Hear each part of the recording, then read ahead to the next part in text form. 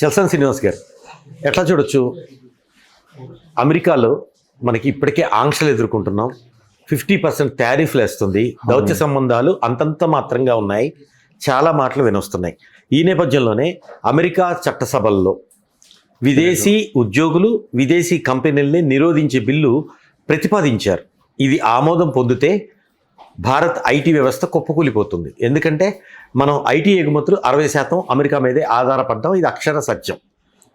ఒకవేళ బిల్లు ఆమోదం పొందితే అమెరికా ఎకానమీ కానీ ఇండియన్ ఎకానమీ కానీ ఇండియన్ ఐటీ ఉద్యోగస్తులు కానీ పరిస్థితి ఏంటి? ఐటీ మీద ఆధారపడ్డ అనుబంధ రంగాల పరిస్థితి ఏంటి? ఒకటి రాజకీయంగా చెప్తాను, రెండోది నేను తెలుగు జాతి బిడ్డను.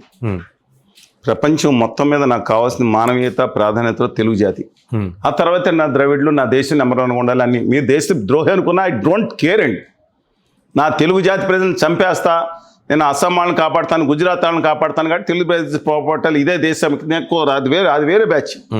నా తెలుగు ప్రజలు బాగుండాలి, ఈ దేశం నెంబర్ 1 ఉండాలి, అంతే తప్ప గుజరాతీ ప్రజల కోసం తెలుగు ప్రజలు ప్రాణాలు అర్పించేయండి, బానిసలుగా బతకండి, చెంచాలుగా బతకండి, మా నాయకుల దగ్గర అన్ని దౌర్భాగ్య స్థితి ఉంటే ఒప్పుకోము.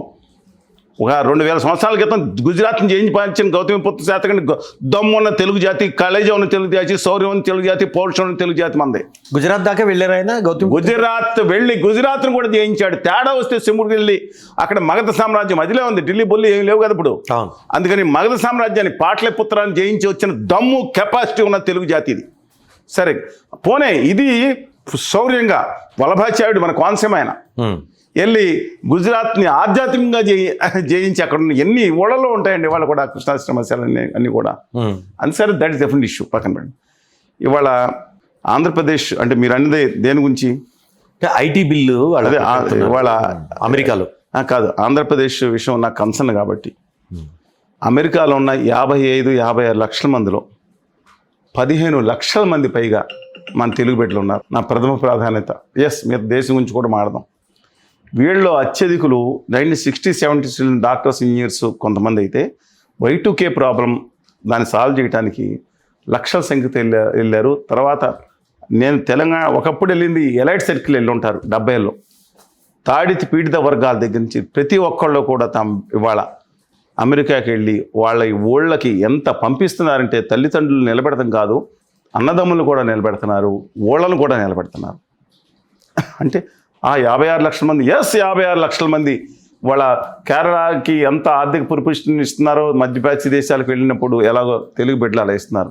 ఇవాళ అత్యధికంగా తినబోయేది ఏమైనా జరిగితే నా తెలుగు బిడ్డలు కాబట్టి నేను మాట్లాడుతున్నాను. ఇదే కనుక అంటే అమెరికాకి అవుట్ రైట్కి మీరు చెప్పినట్టు సెనేట్ బిల్లు ఆమోదం పొందే ఛాన్స్ లేదండి, రెస్ట్రిక్షన్స్ రావచ్చు. ఎందుకంటే అమెరికా కూడా దెబ్బతింటుంది. అంటే మన చీప్ లేబర్ అని వాళ్ళు అనుకోవచ్చు, కానీ Philippines the only alternative for them is Philippines.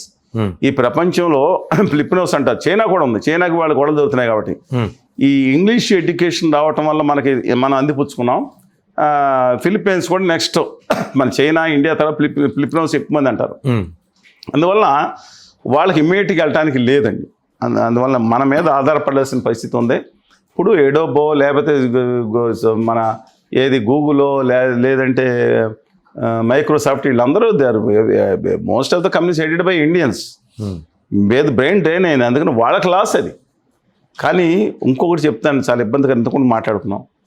ఈ గుజరాతీ వ్యాపారిగా పేరు పొందిన మన గౌరవ ప్రధానమంత్రి నరేంద్ర దాస్ దామోదర్ మోడీ గారు, అదానీ గారు అండ్ కంపెనీ చేసిన ద్రోహం వల్ల ఇండియా దెబ్బతింటుంది. నేను ద్రోహమే అంటున్నాను. ఎందుకంటే ఏ దేశ ప్రధానమంత్రి చేయనట్టు మీకు ఎవడికి అవసరం అని చెప్పి వెళ్ళి ఔరెక్బాట్ ట్రంప్ అని మాట్లాడి ఆ రోజు జో బిడెన్ గారి, కమలా హారిస్ గారికి వ్యతిరేకంగా మీరు ప్రచారం చేయటం వల్ల మన పిల్లలు అక్కడ ఉండేవాళ్ళు దెబ్బతిన్నారు. H1 విషయంలో నీ దేశానికి ఏ అవసరం అని ఆ దేశ ఎన్నికల్లో నీ సొంత ప్రతిభ కోసం నువ్వు ఆయనకి అలాబలా చేసుకుంటాం. ఆయన్ని లక్షల మందితో మీటింగ్ పెట్టి కోవిడ్ టైంలో కూడా తీసుకొచ్చి ఇండియాలో తిప్పి మీ సొంత ప్రతిష్ట కోసం, మీ గుజరాతీ వ్యాపారుల కోసం నువ్వు నా దేశంలో ఉన్న యువతకు ఇబ్బంది పెట్టారు అని ఆరోపణలు వస్తుంటే మీ సమాధానం కావాలి కదండి. నాకు నేను చెప్పిన తప్పైతే సమాధానం చెప్పమానండి. ఆర్య సనాతనవాదులు ఉంటారు కదా కొంతమంది, ఉత్తర ఆర్య సనాతనవాదులు. సనాతనవాదం వేరు, ఉత్తర ఆర్య సనాతనవాదం చెప్తున్నాను. ఇవాళ ఇంకోటి చెప్తున్నా, మీరు అదానీ గారు కేసులు పెట్టారు. వాళ్ళు ఏం జరిగింది ఆ కేసులు, మీరు ఎందుకు ఏం చేస్తున్నారని తెలియదు. ఇంకోటి కూడా చెప్తున్నా, రష్యా మనకి మా ఎప్పటి నుంచో డిపెండబుల్, కానీ రష్యన్ ఆయిల్ కోసం ఎవరిని వదులుకున్నారు మీరు? ఆదాని మనం ఎంత చెప్పండి, ఆదానికి నయారా పెట్రోల్ బంక్కి, నయారాలో ఉన్న రోజ్నెట్ రష్యా కంపెనీకి వాటా ఉంది. తెలియని వాటా అజ్ఞాత వ్యక్తులకి లక్షల కోట్ల రూపాయలు లాభం చేశారు మీరు రష్యాలు తీసుకుని. ఇదిగో మన కెమెరామ్యాన్ ఉన్నారు, లేకపోతే ఇంకొకరు ఉన్నారు, వీళ్ళ పెట్రోల్ కొట్టుకునే దగ్గర ఏమైనా తగ్గించాడా? రష్యాయిలు $60 వచ్చిందంట. $110 ఉన్నప్పుడు $60 డీజిల్ ఉన్నప్పుడు $60 వచ్చినప్పుడు మీకు $35 డీజిల్ వచ్చిందా? ఏమైపోయినాయి ఈ డబ్బులు?